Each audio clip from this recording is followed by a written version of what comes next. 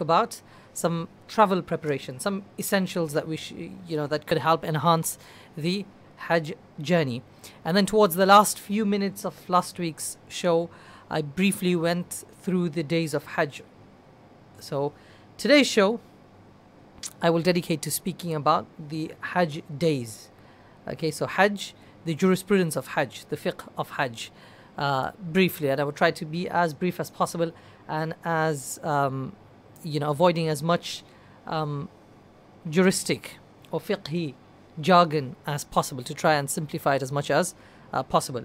So yes, if you have, as usual, the usual announcement, if you have any questions or any concerns or anything you'd like to share, you're more than welcome to join in the discussion. You can send in your questions as well, or there's just some comments that you'd like to make. You're more than welcome. The studio telephone number is 01733 602 133, 017 33 602 133. And if you'd like to text or even WhatsApp, then you could do so on the number 077 45 278 978. Again, 077 45 278 978. Okay, getting straight into the topic of today's show and today's discussion, the fiqh of Hajj, or the jurisprudence of Hajj. Firstly, we need to understand the legal ruling, the standing and the status of Hajj in Islam. As far as the legal ruling of Hajj is concerned, we all know and we all understand and appreciate, and we've been learning from childhood, and we teach this to our children as well, the 5 pillars of Islam. Okay, upon these are the 5 foundations of Islam. The building, the beautiful structure, the beautiful building of Islam rests upon these 5 central tenets. Okay, these 5 central pillars, and Hajj is one of them. So Hajj is an obligation. It's a fard. It's not a choice. Okay, it's not something that you can do if you want to do, or so on. It's actually an obligation. It's a right. It's owed. It's a due that is owed to Allah subhanahu wa ta'ala. How do we understand this? Allah Himself mentions this in the Quran, in the ayah in Surah Ali Imran. Allah subhanahu wa ta'ala, ayah number 97.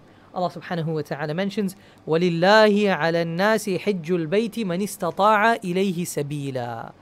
That this is a right, okay, upon the people, that is owed, a due that is owed to Allah subhanahu wa ta'ala. مَنِ اسْتَطَاعَ إِلَيْهِ سَبِيلًا. However, there's 2 conditions. It's not obligatory upon all Muslims. There are certain exceptions and so on. So what are the 2 conditions for the Hajj being obligatory? So condition number 1 is physical capability. If an individual is physically able, physically healthy and capable. And number 2, financial stability. The person has financial means. Okay, so these are the 2 conditions for the Hajj being an obligation and a fard upon the Muslim individual, male and female. These 2 conditions. Number 1, good health, and number 2, financial stability or financial means of performing the Hajj. So what do you mean by good health or physical health? The person is able to perform the Hajj. They're not extremely poorly, extremely ill, extremely maybe paralyzed or disabled and so on. So physical health, physical ability. As part of the physical ability is it is safe to travel as well, as it is in these days generally. There's sufficient safety and amnesty in performing the Hajj, so there's no issue. And number 2, financial means in performing the Hajj. The Messenger ﷺ was asked, what do you mean by financial means? The Messenger ﷺ said, "Az-zadu wal-rahila," that you need sufficient wealth, surplus wealth, in the days of Hajj, in the months of Hajj, to take you. Okay, you need to have sufficient wealth to take you for the Hajj. So basically, your transportation expenses, and your accommodation there, and your food there, and if you have any dependents on you that are not accompanying, sufficient wealth to leave behind for them whilst you are on the Hajj journey. So nowadays, your basic Hajj package, whatever it might be, £4,000, 3,500, £5,000, you get this whole range of packages from 6-star to 7-star to 5-star to 4-star, and then you have the basic packages and so on. So basically, whatever is within your means. So these 2 conditions are important.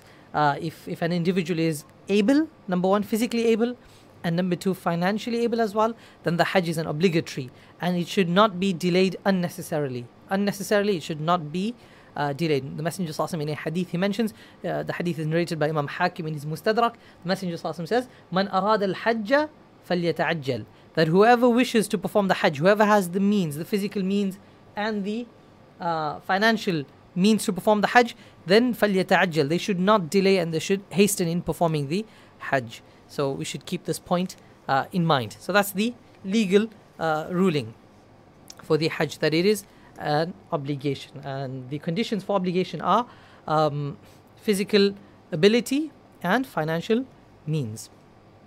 Okay, thereafter, there are certain types of Hajj. I briefly spoke about this last week, and I'm not going to spend a lot of time on this either. But if you are prepared now to perform the Hajj, you are physically able and you have the financial means and so on, and you've been through all of the preparations that we spoke about in previous shows, and now you are about to embark on this journey of Hajj, you need to ask yourself, what type of Hajj am I going to perform? What type of Hajj am I going to undertake? Why do I say this? Because there are primarily, in essence, there are 3 types of Hajj. Okay, 3 types of Hajj in essence. And how do we get these 3 types of Hajj? These 3 types of Hajj are in relation to whether you will be merging the Hajj with an Umrah or not. Okay, Umrah, this is a minor pilgrimage, and Hajj, this is the major pilgrimage. Umrah could be performed in any day of the year, okay, generally throughout the year, and for Hajj you have a specific time, okay, specific time. So would you like to perform, because for many individuals when they go for the Hajj, this is once in a lifetime opportunity, they will not visit these lands again. So maybe they would wish to merge an Umrah together with it or not. So it depends. So you need to ask yourself, what type of Hajj are you going to undertake or perform? If it's just a single Hajj without an Umrah, just a Hajj, no Umrah, then that is known as the Ifrad Hajj. Very few individuals do this. Yes, people may do it depending. Sometimes this is the more, I would say this is the more wise way at times. If you are only there, you just end up there in Mecca, direct to Mina, your flight's last minute flight, and you're there directly to Mina on the 8th, then you might as well do the Ifrad. But anyway, so there's no Umrah. This is just the Hajj. That's called the Ifrad Hajj. Okay, which is not that common. Then you have the Qiran and the Tamattu'. Qiran and Tamattu', these are types of Hajj wherein you would be performing the Umrah as well. So first the Umrah and then the Hajj. So what's the difference between Qiran and between Tamattu'? The difference is Qiran, okay, you would be performing the Umrah first before the days of Hajj, first the Umrah and then the Hajj. However, the Umrah and the Hajj will be performed with the same Ihram. What I mean by the same Ihram is not physically the same cloth, the same Ihram cloth. You can change it 20 times or 50 times, that doesn't matter. But you would remain in the Ihram state. So you will perform the Umrah first. And once you've finished performing the Umrah, you will not come out of the Ihram restrictions. So you will remain within the Ihram state. And then for the Hajj, you will not take on or enter into a new Ihram state just for Hajj, exclusively for Hajj. So basically it's one Ihram state. You will commence before the Umrah, before you enter the Miqat boundary, you will get into the Ihram state, and that will be until the end, okay, until the 10th of Dhul Hijjah. So one Ihram state, the restrictions will apply throughout. That's the Qiran. This is slightly difficult. Okay, this was the Hajj of the Messenger ﷺ as well. According to many scholars, it's more rewarding, but it might be a bit more difficult. Then we have the third type of Hajj, which is known as Hajj Tamattu'. Again, this is also merging Umrah with the Hajj. So you will perform the Umrah first, and then you will perform the Hajj. So what's the difference between this and between the previous one? Well, the difference is, once you perform the Umrah, and you've completed the rituals of Umrah, then you are now free of the prohibitions and the restrictions of Ihram for a few days until the beginning of Hajj. Okay, and then when the days of Hajj commence on the 8th of Dhul Hijjah, you will re-enter a new Ihram state. So basically there are 2 Ihram states, 2 separate Ihram states in the Tamattu'.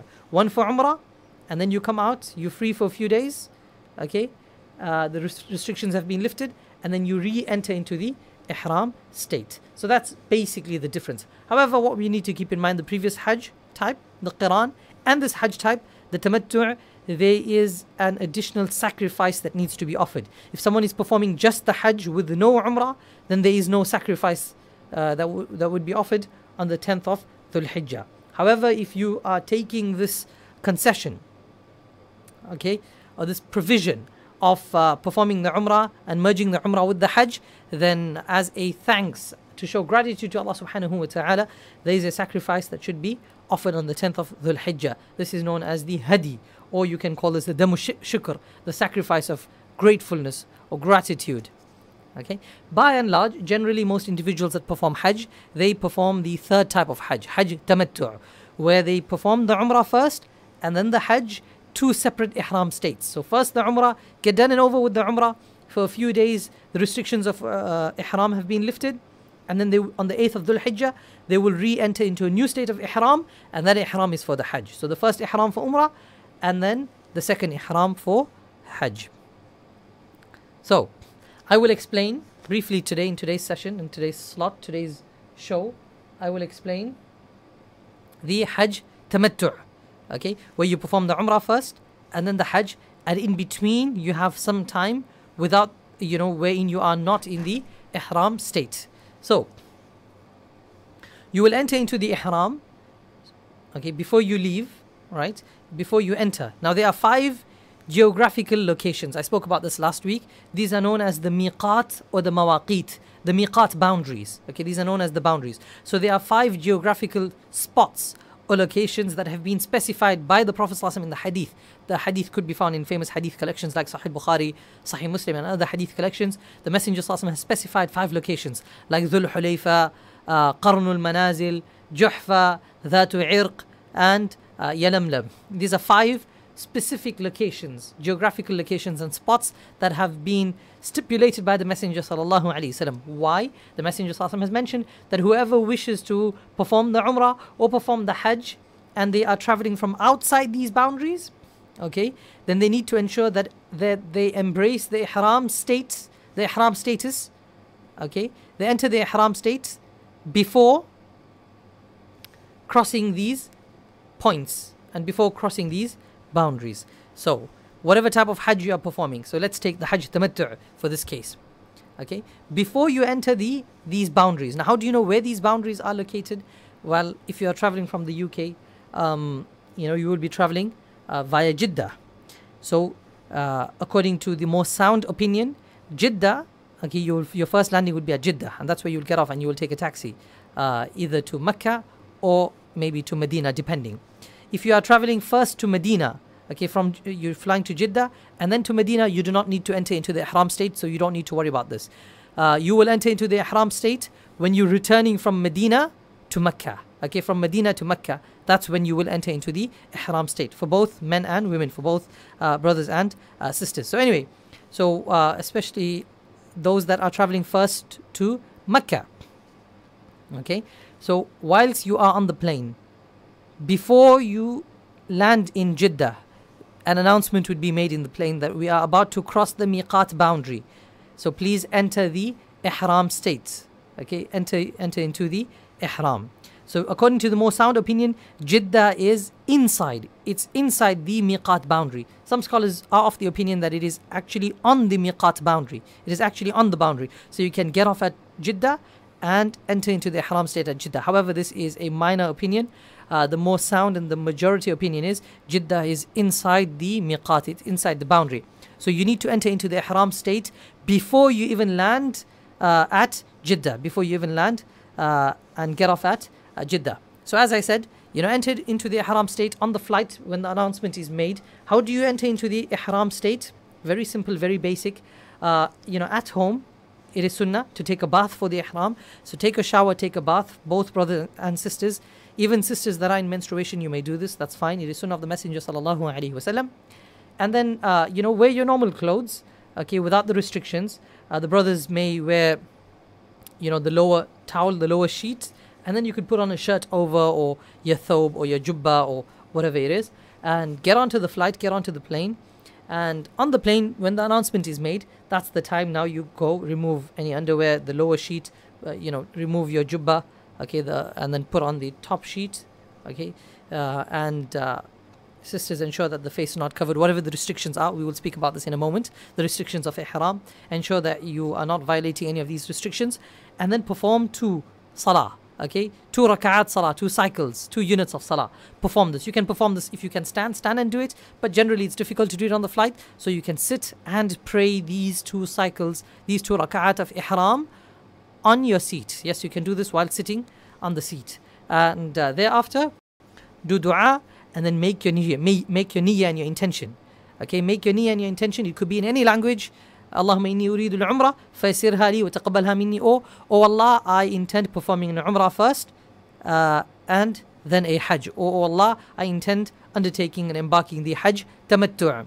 So you could do this in any language and then recite and verbalize the talbiyah. Labbaik Allahumma labbaik, labbaik la sharika laka labbaik, innal hamda wal ni'mata laka wal mulk la sharika lak. So utter the talbiyah. Yeah. And now once you've made the intention and you've uttered the talbiyah, now you are in the ihram state. Now you are in the ihram state and the restrictions of ihram apply to you. So now you've done this before you can even land in Jeddah. Okay, so you're on the flight and you've done this. If you want, you can do this at home, that's fine. But I think it's more convenient if you do it on the flight. And now you are in the ihram state, so the restrictions of ihram will apply. And thereafter, obviously, you will land in Jeddah. For those that are going to Medina, I said you do not need to enter into the ihram state. You will do this, whatever I've mentioned, getting into the ihram state, when you're returning from Medina to Mecca at a place called Dhul Hulayfa. That's where your group guide or your coach or your bus will stop.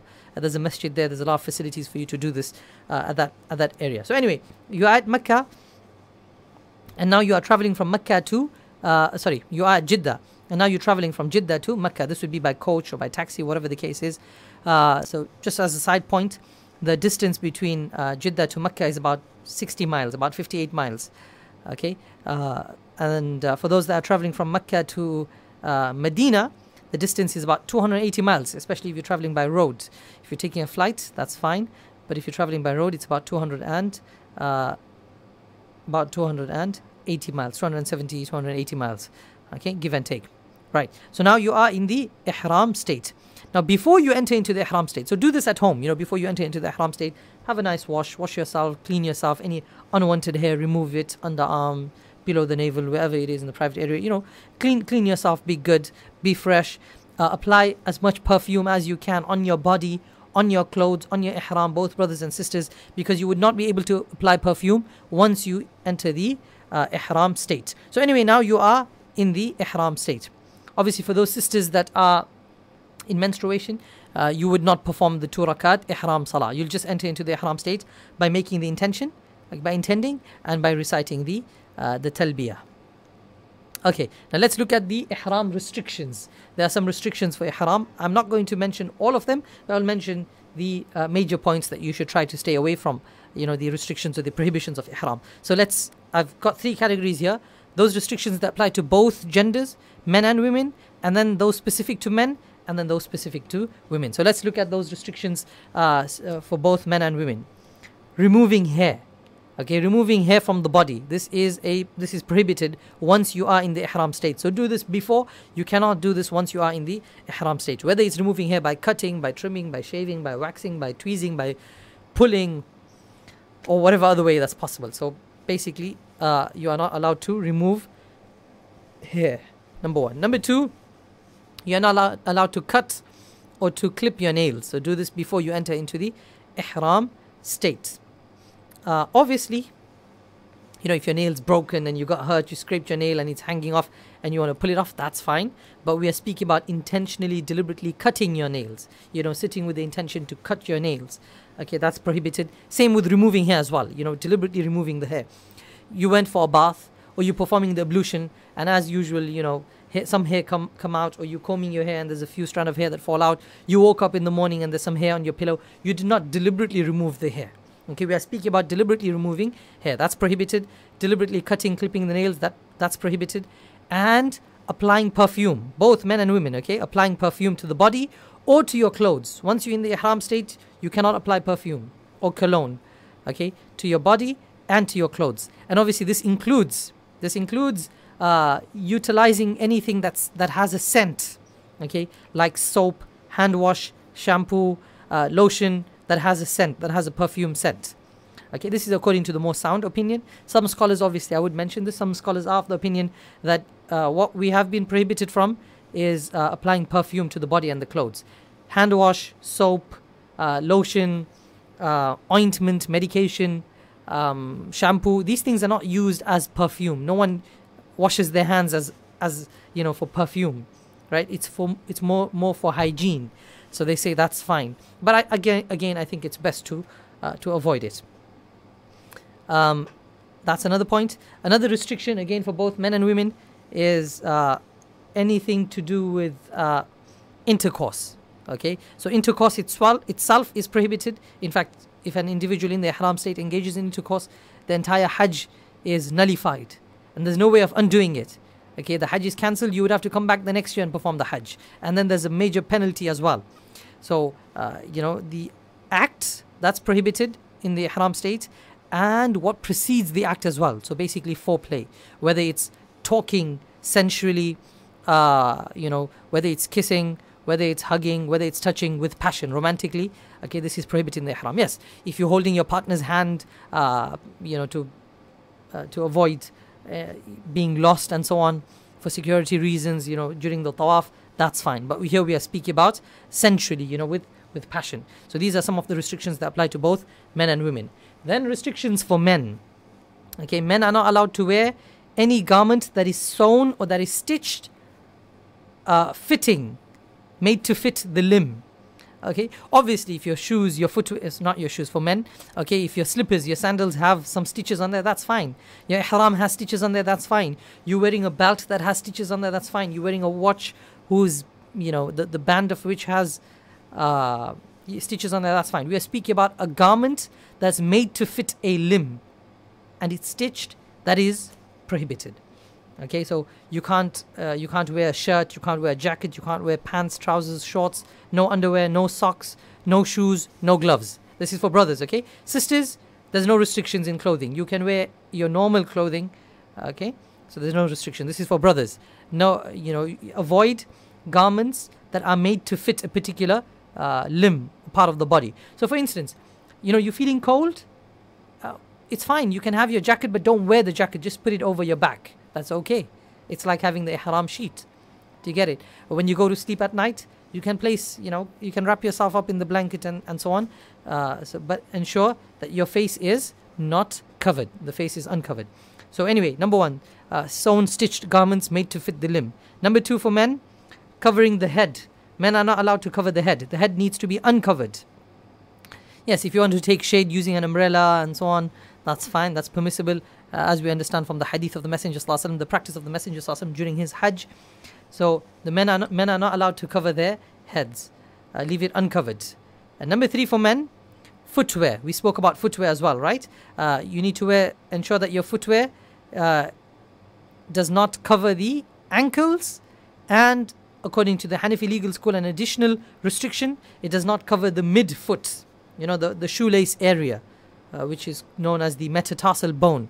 Okay, so the ankles and the upper foot needs to be uncovered. The upper foot, according to the Hanafi legal school, but according to everyone else, the ankles should be uncovered. Okay, basically, you should not be wearing shoes. You should be wearing sandals or slippers. So these are three restrictions for men. And what about the restrictions for women? Covering the face. So women, you can wear normal clothing, you can wear normal footwear and so on. You can cover your head. Obviously, you should cover your hair and your head. The only restriction for women, prohibition for women, is covering the face. Women are not allowed to cover the face. Women are not allowed to cover the face. What about those sisters who wear niqab? What do you do in that case? Sometimes you feel uncomfortable, okay, exposing your face. In that case, there are many ways that the scholars have mentioned. Like, Aisha radiallahu anha herself, she would say that when we are moving around and walking, there's people around, then we'd just take a piece of cloth and just cover our face. So for a few moments, that's fine. Or if you want nowadays, you get these caps and you could put the niqab over, and there's ways of working around. But the hadith of Aisha radiallahu anha mentions that we would uncover our faces, and when people would go past, then we just take a piece of cloth and cover our face and then remove it thereafter. So these are just some of the prohibitions and the restrictions. Now obviously, if these restrictions are violated or infracted, then there are penalties. Okay, there are penalties. So we need to stay away from these prohibitions. I will speak about the penalties after the break. Assalamu alaikum wa rahmatullahi wa barakatuh. Stay tuned to Salaam Radio after this short ad break. I've just come out of Penny Appeal's orphans accommodation. Brothers and sisters, they've got a kitchen where they're getting fresh food cooked and served to them. They've got foster mothers looking after them. These are how orphans should be looked after. Sponsor an orphan for pennies a day. Call 03000 11 11 11 or visit the website pennyappeal.org. Remember, small change, big difference. City Homes Estate Agents are your #1 independent family-owned agency in Peterborough. We offer a range of services including buying, selling, letting, mortgages and conveyancing. Why not call us today and find out for yourself why our customers return time and time again. We have a track record for achieving some of the highest prices in and around the area for our clients. With over 10 years of operating in the area, we are the experts in this market.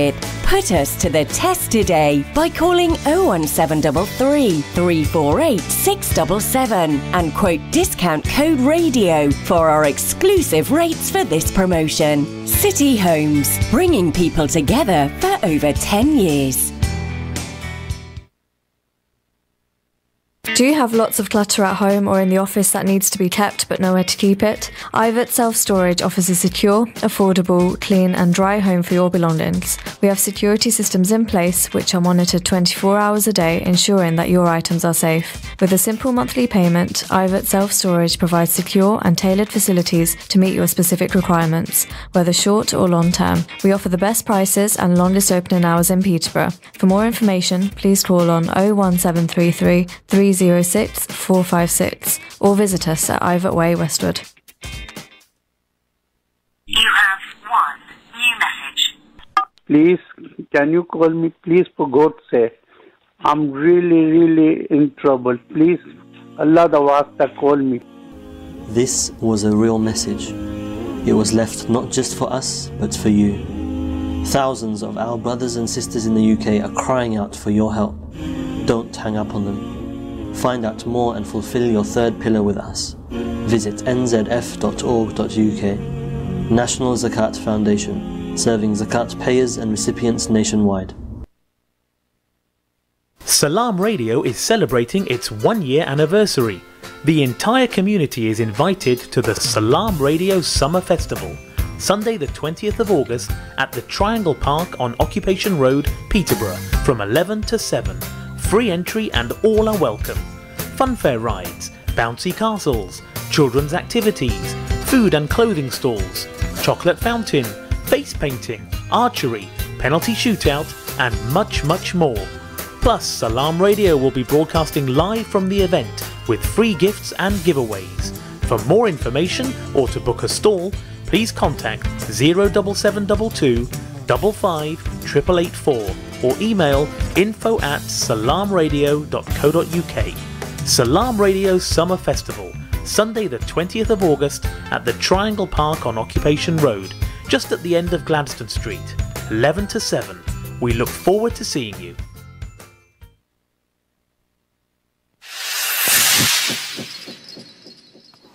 السلام عليكم ورحمة الله وبركاته بسم الله الرحمن الرحيم قال النبي صلى الله عليه وسلم ليس شيء أكرم على الله من الدعاء that there is nothing. This is Salaam Radio, Peterborough's Muslim community radio, broadcasting on 106.2 FM and online.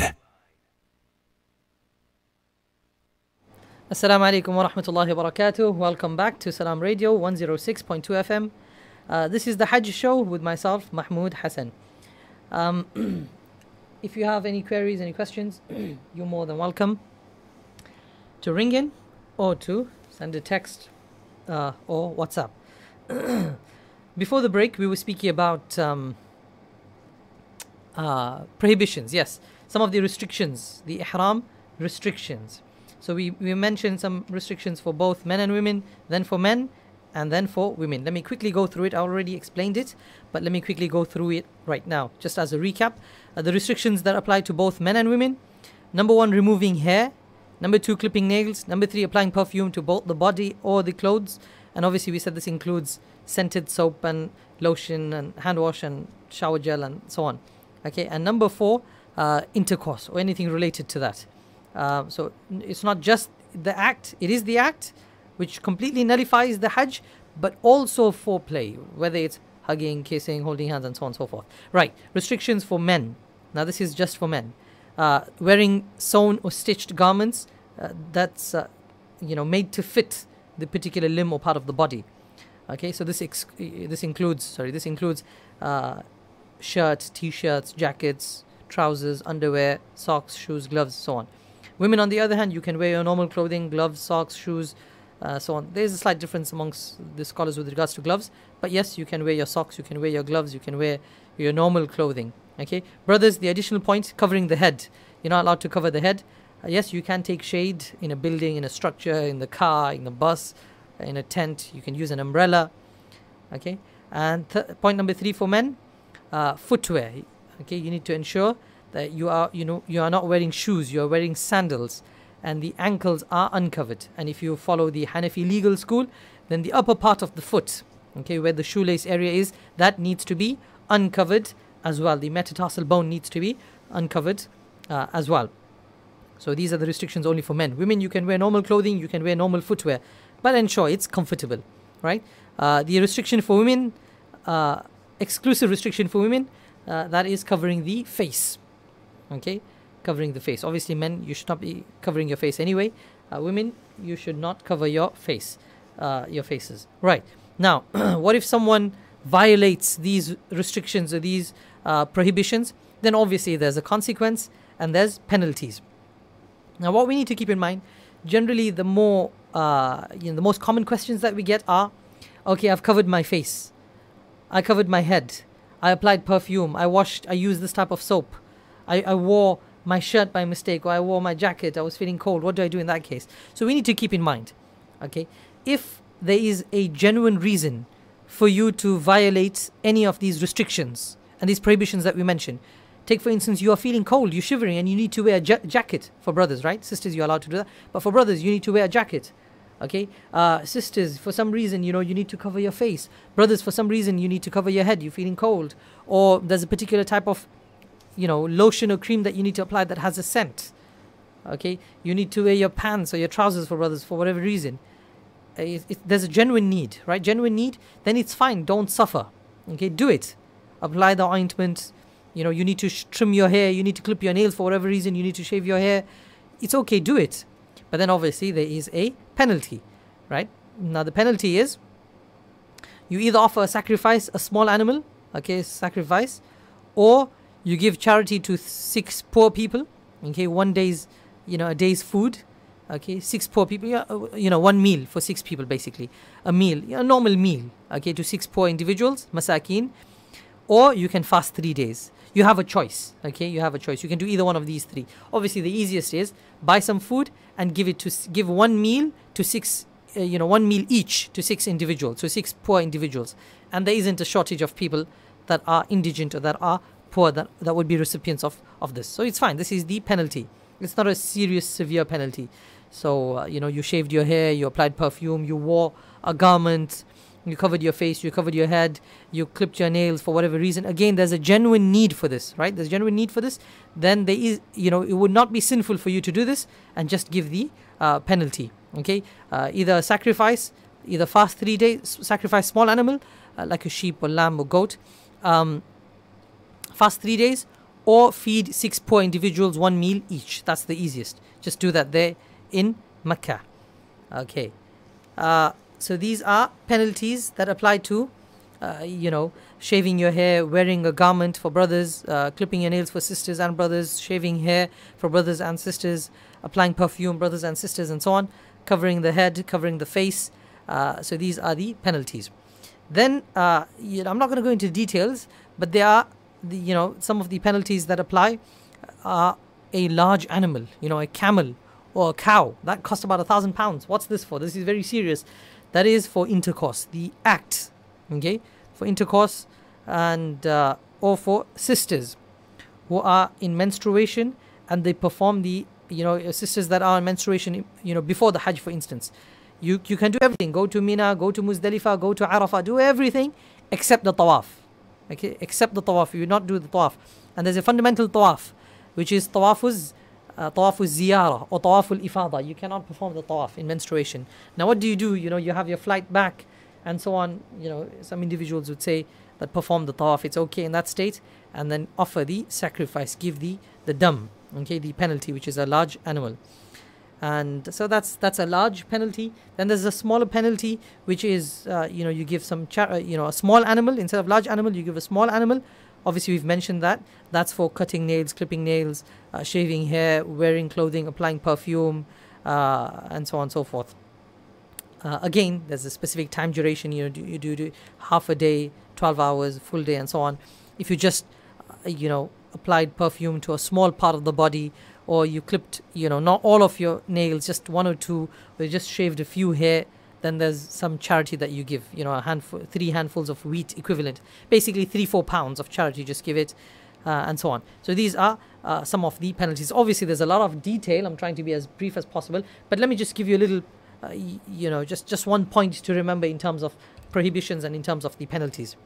Okay, stay away from the prohibitions that we've mentioned, but some of the more common prohibitions that might be difficult to stay away from, sometimes there might be a need, like I've mentioned, shaving hair, cutting, clipping nails, applying perfume, and that includes, as I said, scented lotion, scented soap, hand wash, gel, shampoo, and so on, conditioner, and so on.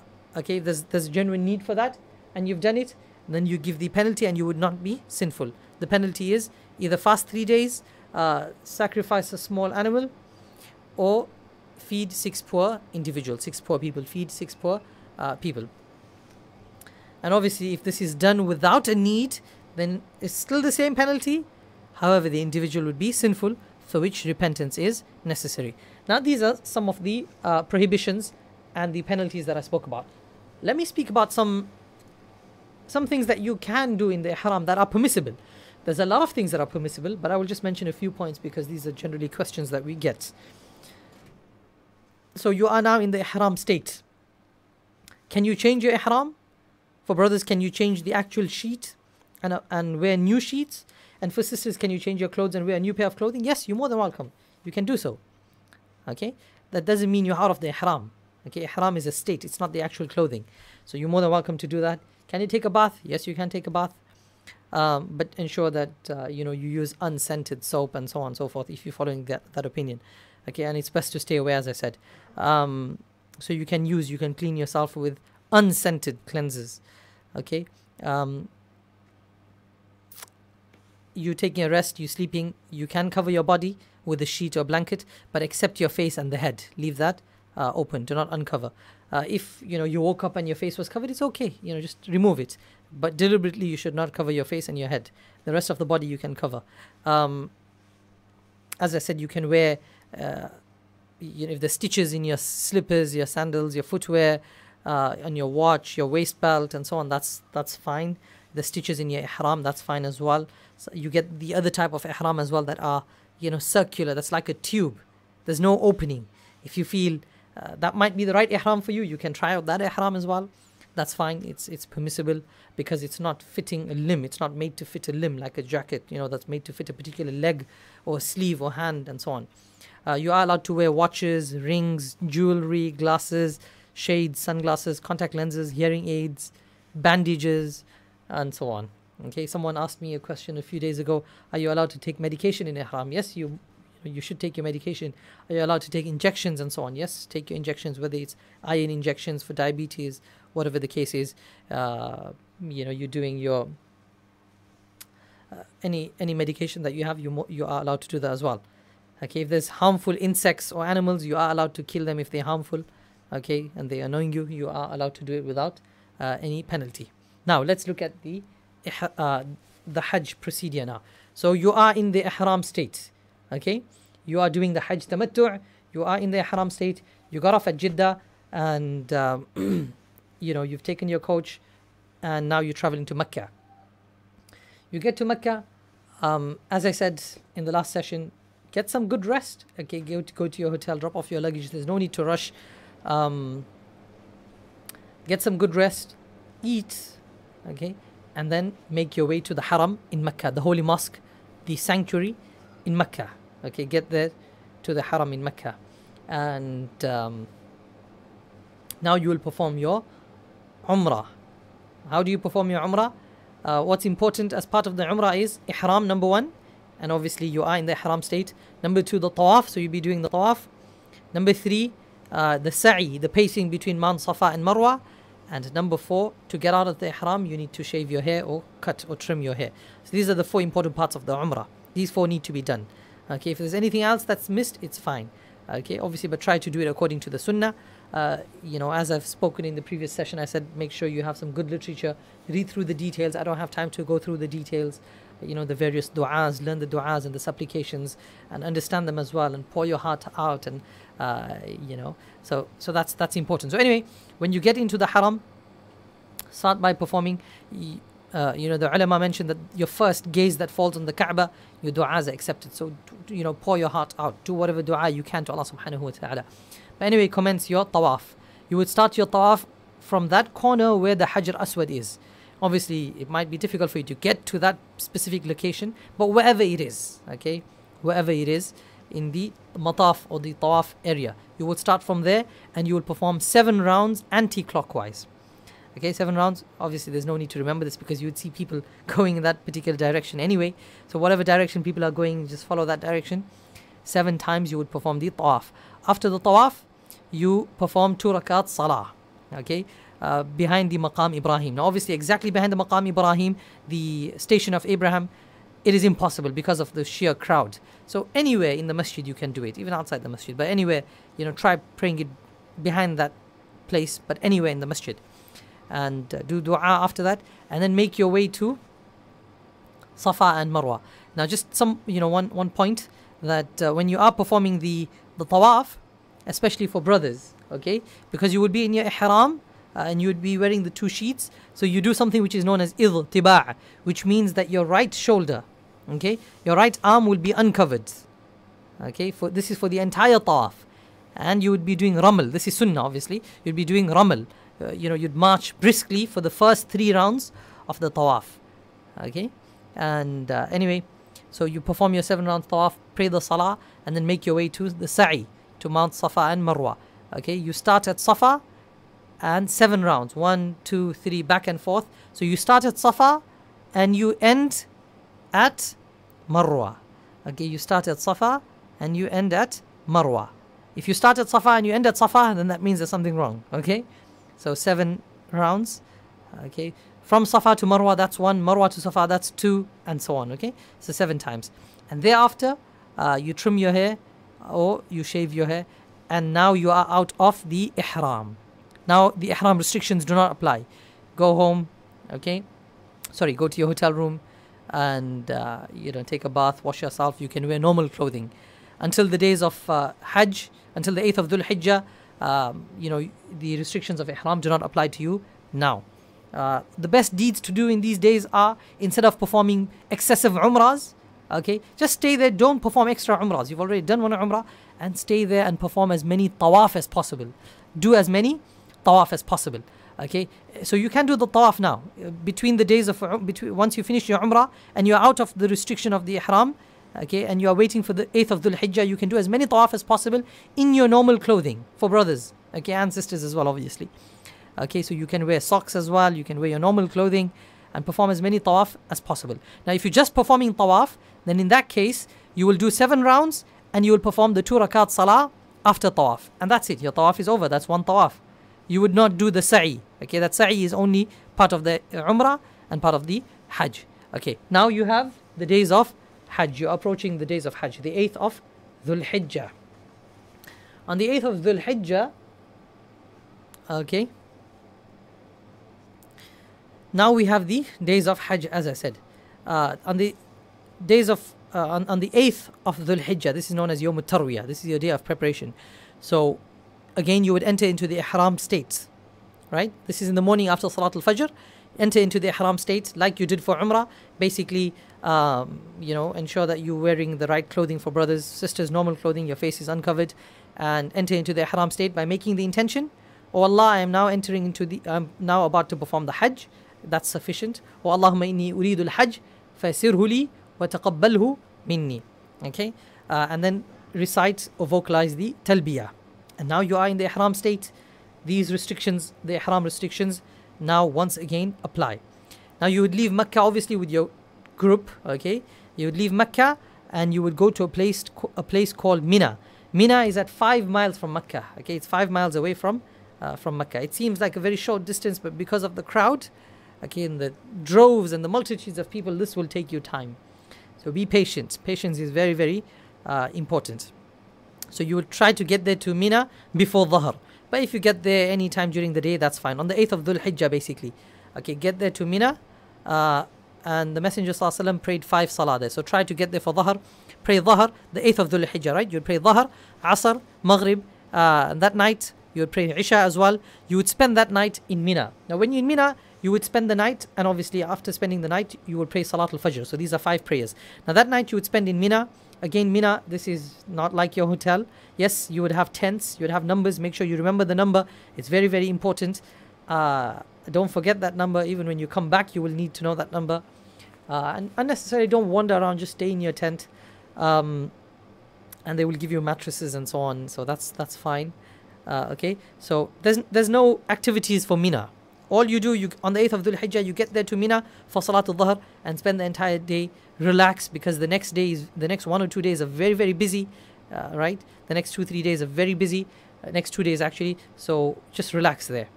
Okay. Unwind. Take out your Hajj book. Read up about the activities, what you're going to do tomorrow, the next day. If there's some inspirational lectures that are going on in your group, attend those lectures. Do some ibadah. Okay. But what's important is for you to get rest. Get to know people around you, next to you, and so on. Okay. So now, so you will spend that night in Mina. You will wake up in the morning, Salatul Fajr, you will pray Salatul Fajr. And now you would leave. Now you're on the 9th of Dhul Hijjah. This is the day of Arafah. You would leave Mina on the 9th morning and you will get to Arafah. Again, you will try to get there for Dhuhr. Okay? You try and get there for Dhuhr. And when you get there, you will pray Dhuhr and Asr together. You will merge Dhuhr and Asr and you will shorten the prayers. Remember, once you leave wherever you're leaving, okay, home, whatever prayers are there throughout the day, if you are going to spend less than 15 days, okay, in Mecca, according to the Hanafi legal school, then you will shorten your prayers. So whether you're in Mecca, whether you're in Mina, Muzdalifah, Arafah, Medina, you will shorten your prayers. Okay, the 4, the Dhuhr, Asr and Isha, you will shorten them to 2. But however, in Arafah, the Dhuhr and Asr, you will shorten them, and in addition to that, you will merge the prayers. So you will pray Dhuhr and Asr together in Dhuhr time. This is the sunnah of the Messenger sallallahu alaihi wasallam. If you are praying with the Imam, just follow the Imam, and there will be a khutbah there. If you can attend, but it's very difficult depending on where you are located. If there's lectures or there's khutbahs or lectures in your tent, attend, just join the Imam, right? So you pray Dhuhr and Asr in Dhuhr time. And then thereafter, what do? You have that entire time for dua. The day of Arafah is a very important day. I don't have time to go into the importance and the significance, but I'm sure you would learn about this, or you are aware. And you wait there in Arafah until sunset. Okay, do not leave Arafah before sunset. You need to remain in Arafah until sunset. After sunset, you leave Arafah. Okay, now you leave Arafah after sunset. You will be traveling now to Muzdalifah.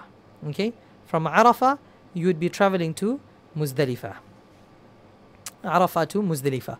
When you get to Muzdalifah, remember Muzdalifah has no tents. You would be sleeping open on the floor. This is where you need the sleeping bag and the travel pillow that we spoke about in the last show, last week Thursday. So you will travel to Muzdalifah. Again, at night, you will reach there late. Okay, don't pray, when you leave Arafah after sunset, don't pray Maghrib there in Arafah. Don't even pray it on the way. Get to Muzdalifah, and then you would pray Maghrib and Isha in Isha time. You would merge it, and you would pray Maghrib and Isha at Isha time.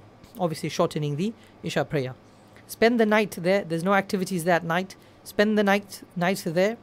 In the morning, wake up early and pray the Salatul Fajr. at beginning time, early as possible. Okay, pray the Salat al-Fajr and then spend few moments in wuquf, in doing dua. That is very important. Obviously, there's certain exceptions here and there. Can you leave Muzdalifah early and so on and so forth? But I'm mentioning the normal Hajj tamattu'. This is what you should be. This is what you should be doing. Okay, especially if you are normal circumstances, you're not sickly, you're not old, elderly, and so on. Okay, so spend the entire night in Muzdalifah. And obviously, many people, they collect pebbles in Muzdalifah. You don't have to do it in Muzdalifah. You can do it when you get to Mina for the next for the next day, for the 10th. But it's easy. It's a very rocky or area where there's a lot of stony area, so you can collect your pebbles. Collect 70 pebbles, okay? Some extra pebbles. Collect 70 pebbles. There's a reason why I'm saying 70 pebbles. So collect 70, or if you want a bit more, you need a little pouch for that, or you could use a water bottle, whatever's convenient for you. Anyway, you spend the Muzdalifah night, spend that night in Muzdalifah, and then you wake up in the morning, pray Salat al-Fajr early. After Salat al-Fajr, you will be doing wuquf, spend some time in dua, and then before sunrise, now you're on the 10th of Dhul Hijjah, before sunrise, you would leave Muzdalifah, and now you would go to Mina. From Muzdalifah to Mina is about 2.5 miles. Again, if you want, you can join your group. Remember, throughout the Hajj, especially the days of Hajj, join your group. Whether when you're leaving, remain with your group. Don't disperse. Okay, don't leave. Don't abandon the group. You will get lost. From Mecca to Mina with your group.